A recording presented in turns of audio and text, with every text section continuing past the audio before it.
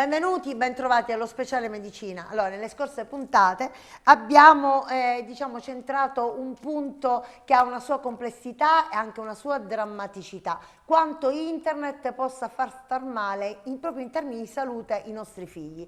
L'abuso e l'utilizzo di farmaci trovati tra virgolette attraverso questi canali di comunicazione che fanno dimagrire, e quindi, come li ha chiamati il dottore Leonardo Russo, dei farmaci ad uso cosmetico, in questo senso riferiti all'estetica, quando parliamo di obesità.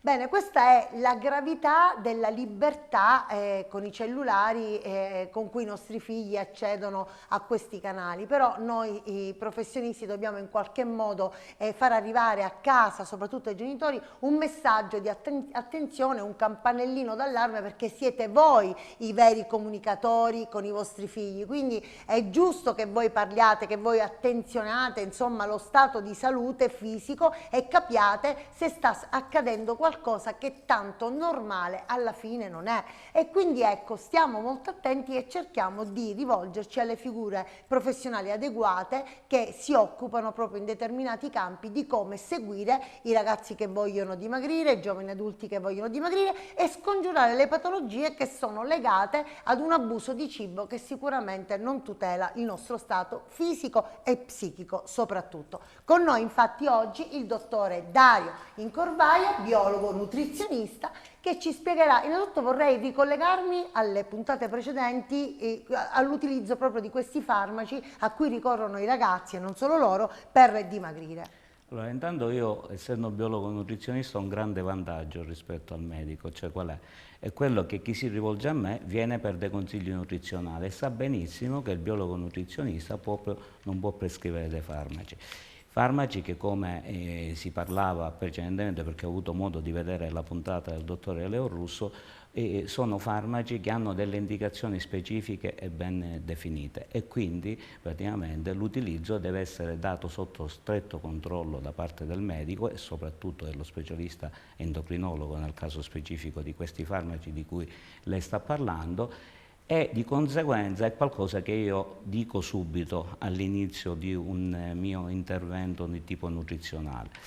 Noi invece, come biologi nutrizionisti, agiamo sotto diagnosi del medico, logicamente, abbiamo una diagnosi accertata da parte del medico che ci definisce chiaramente qual è la patologia, e su questo diamo dei consigli di tipo nutrizionale proprio per migliorare la qualità di vita del paziente che ne fa richiesta.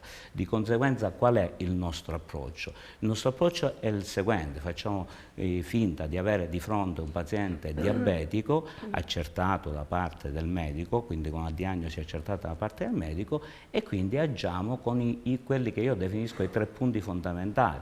Il primo punto è quello di analizzarlo e studiarlo da un punto di vista antropometrico, quindi andare a vedere... Che vuol dire, dottore Incorvaia? Sì, le spiego subito. Antropometrico significa andare a vedere le sue misure, in quale categoria lo posso andare a collocare, quindi vedere se è un paziente in sovrappeso, se è un paziente obeso, se è un paziente sottopeso, se è un paziente normopeso.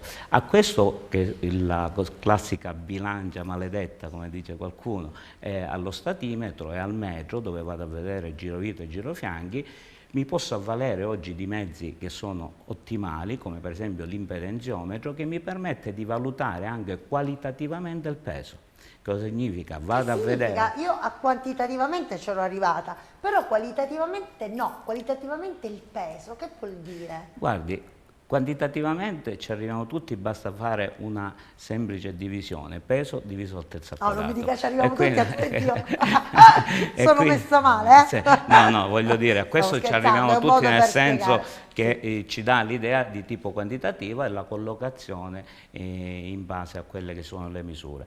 Per quanto riguarda invece l'aspetto qualitativo, attraverso un impedenziometro io vado a vedere del peso che il soggetto ha, che percentuale c'è di grasso, che percentuale c'è di muscolo, che percentuale di acqua c'è. Le faccio un esempio. Sì. Mentre prima per allorarsi nelle forze dell'ordine vedevano il rapporto peso-altezza e su questo andavano a definire se un soggetto era normopeso, veniva arruolato, oggi praticamente per farlo bisogna che la massa grassa per esempio non superi il 22% e che la massa grassa non sia inferiore al 7%, perché l'efficienza si vede dal rapporto massa grassa-massa muscolare. E allora, dottore Incorvaia, ma è vero che se io mangio, non lo so, la pizza, la pasta in un giorno, ovviamente metto in subbuglio il mio organismo perché lì il mio pancreas deve produrre tanta insulina perché sono carboidrati, zuccheri e deve insomma metabolizzarli. E magari non ce la fa tutta questa insulina poi alla fine ad essere utilizzata perché magari ho introdotto, non so, la mia quota, però l'insulina prodotta magari è stata in abbondanza. Quindi che succede? Se io ho insulina in circolo mi viene di nuovo fame, quindi io in questo circuito cosa faccio? Sono un gatto che si morde la coda, cioè da un lato utilizzo la produzione che ho causato, dall'altro me ne rimane l'insulina e quindi io la devo mangiare perché lo si... Insomma, ma cosa si deve fare per dimagrire? Una persona si deve rivolgere a un nutrizionista che è sicuro che non causa danno da quello che mi toglie, ma causa assolutamente un benessere, perché voi nutrizionisti potreste anche fare danno a dare una dieta che può essere sbagliata dal punto di vista salute o no? Ma proprio Potreste? questo le dicevo, mi ricollego al primo punto. Una volta analizzato il paziente e quindi una volta capito dove posso collocare il paziente, darò dei consigli nutrizionali da un punto di vista quantitativo e qualitativo adatti a quel paziente. Cioè, mi spiego meglio. Se gli devo fare mantenere il peso, logicamente cercherò di fare in modo che l'apporto energetico sia uguale a quello che è il dispendio energetico del soggetto. Se devo farlo dimagrire, farò in modo che l'apporto si crea un piccolo sbilanciamento e quindi l'apporto energetico sia leggermente inferiore a quello che normalmente deve utilizzare il paziente. Se invece praticamente è sottopeso, aumenterò un po' l'apporto calorico. Certo. Però, giustamente come diceva lei, l'apporto non deve essere solo quantitativo delle calorie che io faccio introdurre, ma anche di tipo qualitativo, seguendo poi quello che sono le linee guida dell'Organizzazione Mondiale della Sanità, che ci dice quanto carboidrato utilizzare, quanti lipidi, quanti praticamente proteine utilizzare, senza cadere sempre nello stesso tranello che per dimagrire bisogna togliere per primo i carboidrati. Bisogna fare un'alimentazione di tipo equilibrato in maniera tale di raggiungere un obiettivo che ci siamo prefissati dal punto di vista proprio diagnostico. Sempre secondo scienza e coscienza. Qual è il vantaggio, mi scusi, così completo il terzo punto che volevo sottolineare. Il vantaggio è quello, per esempio, riprendendo il paziente diabetico di prima, il vantaggio è quello di non far evolverlo verso patologie che sono appunto tipiche del paziente diabetico, di quelle che sono le cosiddette complicanze, sia in acuto sia in cronico. Che voglio dire in acuto? Paziente diabetico di tipo 1, quindi insulino dipendente, facciamo in modo di non farlo andare in ipoglicemia, per esempio, come diceva lei prima, e quindi tecnicamente ci adopereremo a fare in modo che ciò non avviene. Dottore Incorvaia, a proposito di carboidrati, ma gli studi scientifici dicono che un po' di pasta la sera dovrebbe essere la nostra buona abitudine, anche perché dovrebbe sfavorire la demenza, la malattia di Alzheimer. Hanno detto che a quanto pare la pasta fa bene a mangiare, è vero o no? Oppure è una cosetta così detta? No, parliamo di carboidrati in generale.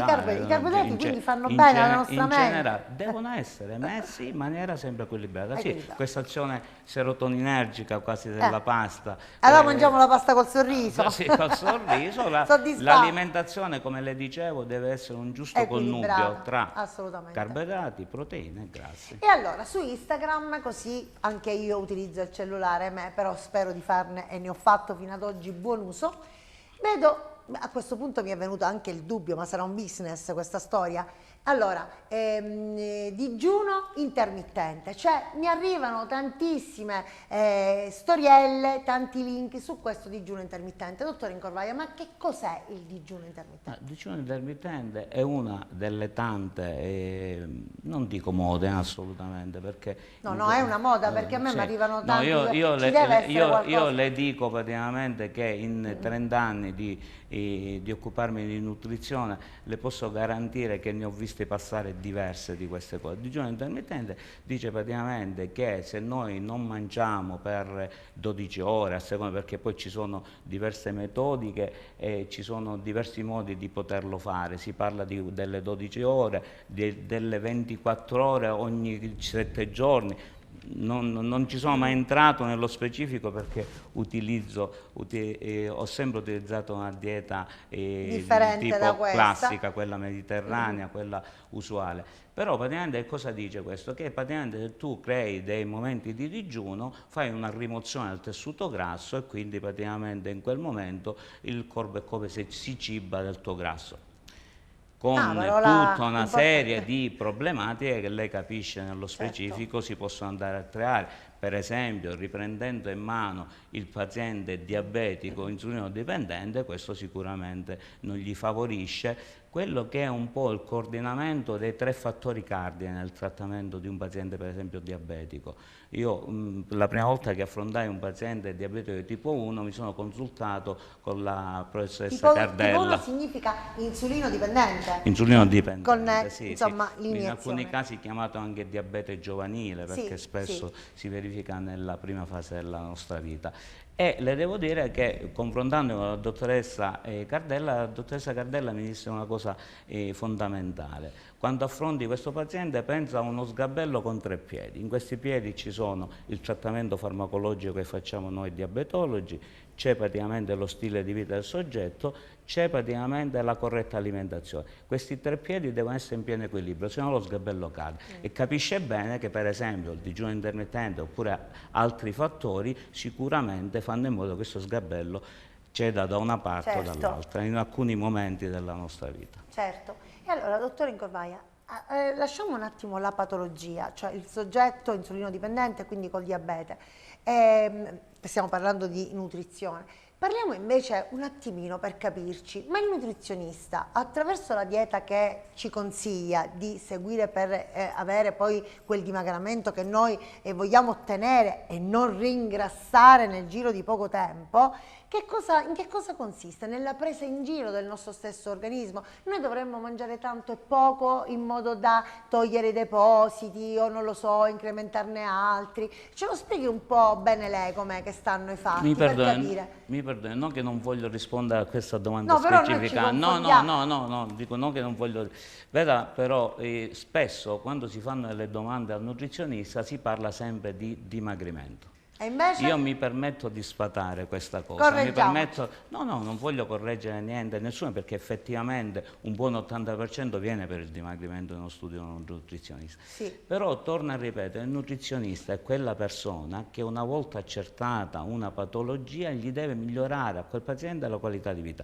Lo ribadisco, lo sa perché? Perché io ho avuto la fortuna e riavrò di nuovo la fortuna di lavorare per esempio all'interno di un reparto di oncologia. Certo, questo è importante, ne volevo parlare. In un reparto di oncologia, praticamente, quando un paziente viene all'interno del nostro studio e chiederci consigli, mi creda, il dimagrimento è l'ultimo dei problemi. No, ma io però la bulimia, per esempio, io posso anche orientarmi in questo senso, nel senso patologico, c'è anche la bulimia, l'anoressia, insomma, come possiamo fare per aiutarci noi stessi con voi a mangiare in queste patologie? Queste sono patologie serie, certo, no? anche Prendiamo in giro il nostro organismo, è anche questo, dico, il vostro meccanismo indicativo oppure no? Noi cerchiamo, torno a ripetere, a fare in modo che il paziente, per esempio il paziente bulimico, il paziente anoresico, sono pazienti con disturbi comportamentali dell'alimentazione, dove l'approccio lei capisce che deve essere per forza integrato. Integrato perché deve essere trattato da varie figure professionali, dove sicuramente la figura del psicologo è quella fondamentale, tant'è che per esempio il centro Metabulè di Agrigento sta facendo veramente tanto ed è una di quelle, però noi cerchiamo in base alle condizioni, in questo caso di tipo psicologico del paziente, a dare dei consigli per fare in modo che riesca ad aderire meglio possibile a una alimentazione equilibrata. In quel caso è molto difficile, dico onestamente, perché difficile. se non si tolgono quelle spine irritative che ti portano alla bulimia o all'anoressia, e lì il lavoro è veramente in mano a psichiatri e psicologi, in questo caso veramente noi cerchiamo comunque di integrarci con loro nel consigliare qualcosa che riequilibri la loro alimentazione. E io le voglio anche dire la mia, come lei ha detto la sua, precisando che cos'è, qual è il ruolo del nutrizionista. Però voglio dire, anche un soggetto che viene da lei obeso, che vuole dimagrire, ha una sua patologia, l'obesità. Quindi comunque voi siete sempre con una patologia, non è che il voler dimagrire in un certo modo, anche se non ho il diabete. L'obeso è un paziente che comunque tendenzialmente va verso delle patologie, è una malattia l'obesità, giusto? Su questo Certo. ne conviene, no? Certo. E allora, per esempio, ecco, lei ha parlato del paziente oncologico.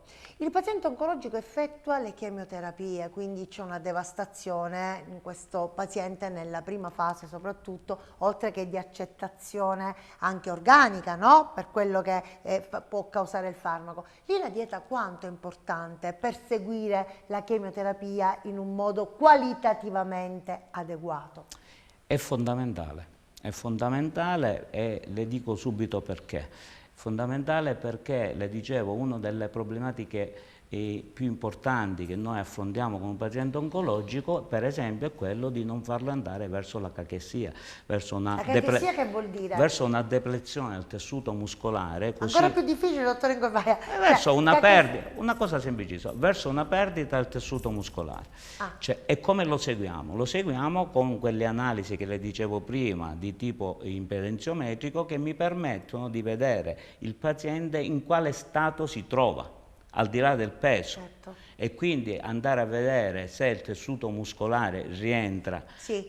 in quelli che sono i canoni di normalità, e nel momento in cui incominciamo ad avere una perdita importante, aiutarci attraverso integratori oppure chiedere praticamente all'oncologo l'intervento, perché se no non risponde al trattamento chemio o immunoterapico. Certo, dottore Incorvaia, la fermo un attimo perché lei ha detto la parola integratori, nulla togliendo agli effetti benefici importanti degli integratori, ma anche lì c'è un po' un abuso, Grossissimo abuso. Oh.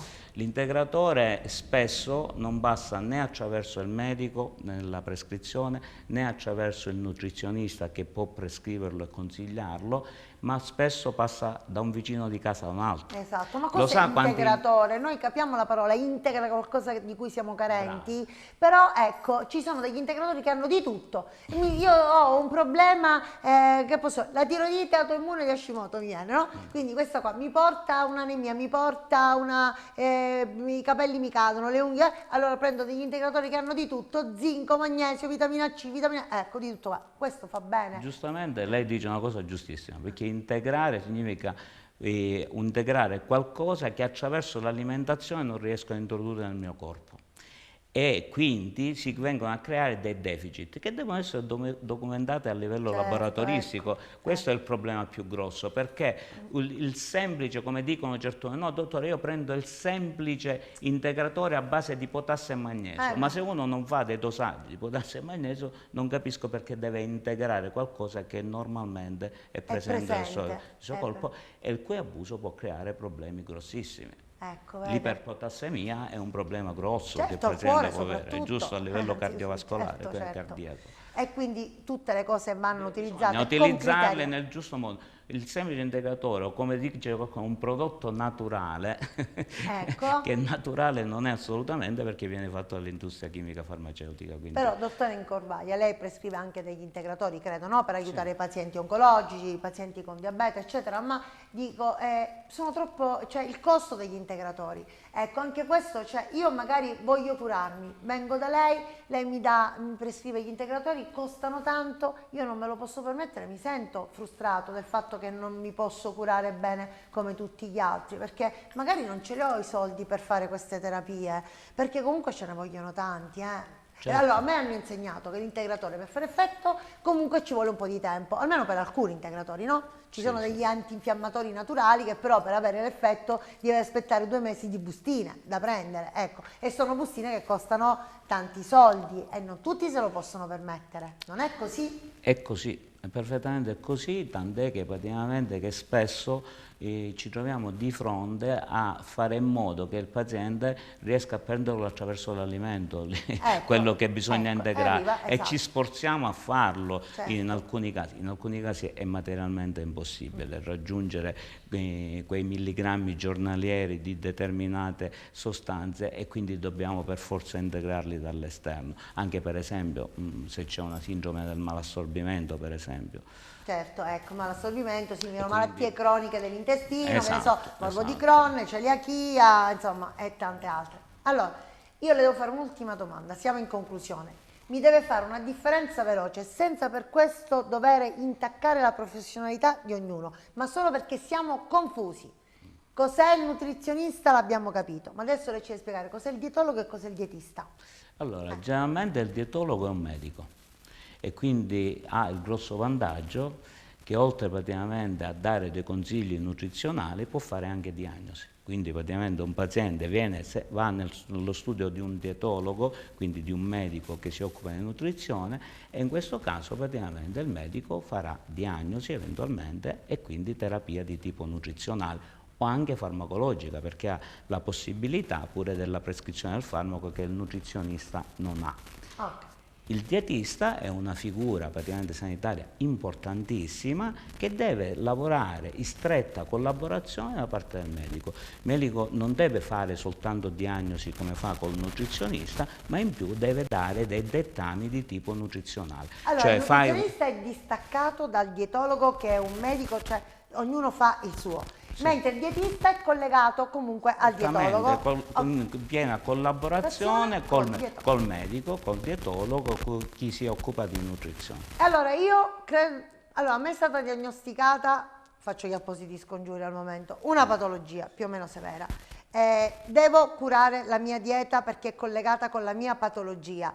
A chi ci sta ascoltando, dove devo andare? Da chi devo andare? Allora, dico, in questo caso si può andare o dal dietologo, logicamente dal dietologo se ci va con una diagnosi come mi ha detto lei prima, logicamente il dietologo può accertare se effettivamente è questa, perché può fare di nuovo diagnosi o capire qual è, a differenza del nutrizionista questo non può farlo, e avrà dei consigli nutrizionali ottimali sia dal dietologo sia dal nutrizionista. Allora, per concludere, noi abbiamo parlato di nutrizionista che attenziona il paziente oncologo nel suo percorso spesso difficile, ma c'è un reparto dedicato del nutrizionista che segue il paziente oncologico oppure no? Sì, a Sciacca hanno riaperto l'ambulatorio di nutrizione clinica all'interno del reparto di oncologia. E quindi onora la nostra ASP, dottore Incorvaia, l'ASP di Agrigento, questa è una cosa importante. È stata una cosa veramente bella, noi l'avevamo fatto già per un anno, ora è stato riattivato e quindi abbiamo ripreso già mercoledì. E afferiscono i pazienti della provincia di Agrigento? Possono afferire i pazienti della provincia di Agrigento, logicamente anche fuori provincia. Possono venire con una richiesta da parte del medico curante dove c'è messo visita oncologica per nutrizione clinica. Chi se ne occupa, dottore Incorvaia? Lei è un nutrizionista che va in questo reparto, insomma, segue i pazienti oncologici a Sciacca, che sono anche pazienti di Agrigento, certo, no? Certo. Ecco. Da solo o c'è qualche altra figura professionale? La figura centrale è il mio collega Matteo Pellitteri, che già ce ne siamo occupato insieme e ce ne stiamo di nuovo rioccupando. E mi pare anche il dottore Domenico Sant'Angelo praticamente appunto dirige questo reparto e quindi la parte oncologica logicamente è in mano sua, ma non solo, ma ora ha avuto anche altri due oncologi che fanno parte già del reparto, quindi ci sono tre oncologi, ci sono io e il collega Matteo Pellitteri come nutrizionista e in più c'è veramente un apporto importante, c'è una psicologa nel reparto e quindi veramente la visione è integrata del paziente oncologico a 360 ed è una cosa bellissima. Bellissima, che ben venga, ma ormai diciamo che tutti i settori si sono attrezzati ed equipaggiati in tal senso. La consultazione fra colleghi è un coadiuvare la propria opera professionale al fine di dare un buon rendimento al paziente, tutto per il paziente, accompagniamolo sempre, non lo dobbiamo abbandonare mai. Va bene, grazie dottore Incorvaia. Grazie a lei. Che dirvi? Alla prossima puntata. Ciao ciao.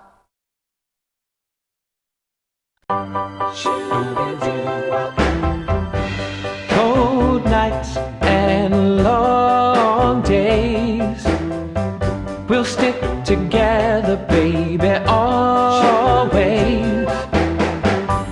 Hard luck, baby, good times, I'll take good care of you, don't think twice.